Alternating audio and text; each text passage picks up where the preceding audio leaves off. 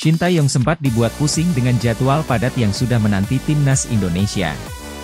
Pelatih asal Korea Selatan ini harus memimpin anak asuhnya di dua kompetisi yang berbeda. Fokus pasukan Merah Putih di ronde ketiga kualifikasi Piala Dunia terganggu dengan ASEAN Cup 2024. PSSI bahkan sempat berencana menurunkan skuad lapis kedua di kompetisi tingkat Asia Tenggara ini. Beruntung AFF justru membuat keputusan yang sangat menguntungkan skuad Garuda. Bagaimanakah timnas Indonesia menjadi negara kesayangan AFF? Sebelum menyimak videonya jangan lupa tekan tombol subscribe dan nyalakan notifikasinya terlebih dahulu supaya tidak ketinggalan informasi-informasi menarik dari channel Jala Live. Timnas Indonesia sudah ditunggu negara raksasa pada dua partai pembuka ronde ketiga. Di laga pembuka, skuad Garuda harus bertandang ke markas Arab Saudi. Negara Timur Tengah ini bakal memakai King Abdullah Sport City Stadium untuk menjamu timnas Indonesia. Pertandingan antara Arab Saudi dan skuad Garuda bakal digelar pada 5 September. Pasukan Merah Putih harus berjuang keras menghadapi rekor angker dari King Abdullah Sport City Stadium. Pasalnya, Arab Saudi belum pernah kalah dari negara Asia di markas ini sejak 2014. Skuad Garuda juga harus bersiap menghadapi tekanan dari 62.000 supporter tuan rumah. Setelah bertandang ke Arab Saudi, giliran anak asuh Shin Tae-yong yang harus menjamu Australia di kandang skuad Sakros diprediksi akan datang membawa kekuatan penuh saat tandang ke Indonesia. Setelah melawan Arab Saudi dan Australia, skuad Garuda sudah ditunggu Bahrain dan Cina. Langkah timnas Indonesia akan semakin berat menjalani dua laga tandang di bulan Oktober. Cina bahkan dengan licik memindah arena pertandingan ke Qingdao Football Stadium. Alhasil, skuad Garuda harus terbang selama 30 jam dari Bahrain ke negeri tirai bambu. Aksi licik Cina ini langsung ditanggapi serius oleh Erick Thohir dengan rencana cerdas. Gak mau timnas Indonesia kelelahan, ketua PSSI ini punya cara instan untuk cepat sampai ke Cina. Pak Erick minta untuk dicarikan pesawat charter. Timnas Indonesia juga sudah ditunggu jadwal pada ronde ketiga di bulan November. Skuad Garuda harus kembali bertemu Arab Saudi dan melawan raja terakhir Asia, yakni Jepang. Pertandingan kontra skuad Samurai Biru bakal menentukan perjuangan pasukan Merah Putih. Timnas Indonesia diharapkan bisa menghapus rekor buruk wakil Asia Tenggara di ronde ketiga. Sebelumnya Thailand dan Vietnam hanya menjadi juru kunci klasemen di babak ini. Meski begitu, skuad Garuda diprediksi akan berusaha mati-matian menahan Jepang. Karena bermain di kandang sendiri, Shin Tae-yong justru mengaku antusias dengan peluang anak asuhnya melawan raja terakhir di ronde ketiga. Namun ambisi Coach Shin bakal diuji dengan hadirnya kompetisi ASEAN Cup 2024. Timnas Indonesia harus membagi fokus untuk tampil impresif di dua turnamen sekaligus. Setelah melawan Arab Saudi, 5 hari berikutnya skuad Garuda harus berlaga di ASEAN Cup.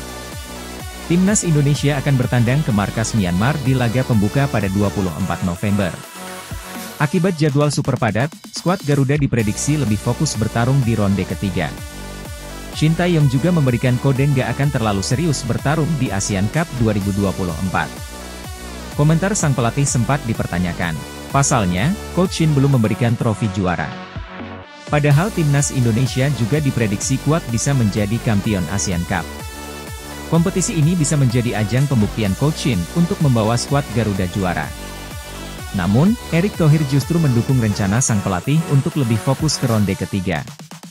Ketua PSSI ini justru menilai timnas Indonesia harus berani menurunkan pemain muda ke turnamen ini. Kalau ditanya bagaimana kalau nanti negara-negara lain di AFF mengeluarkan tim senior? Ya nggak apa-apa, selama ini tim senior kita pun mayoritas pemainnya di bawah 25 tahun. Ungkap Erick Thohir. PSSI bahkan punya rencana yang lebih nekat untuk menghadapi kompetisi ASEAN Cup 2024. Pihak federasi dirumorkan bisa menunjuk Nova Arianto untuk memimpin skuad Garuda di turnamen tersebut.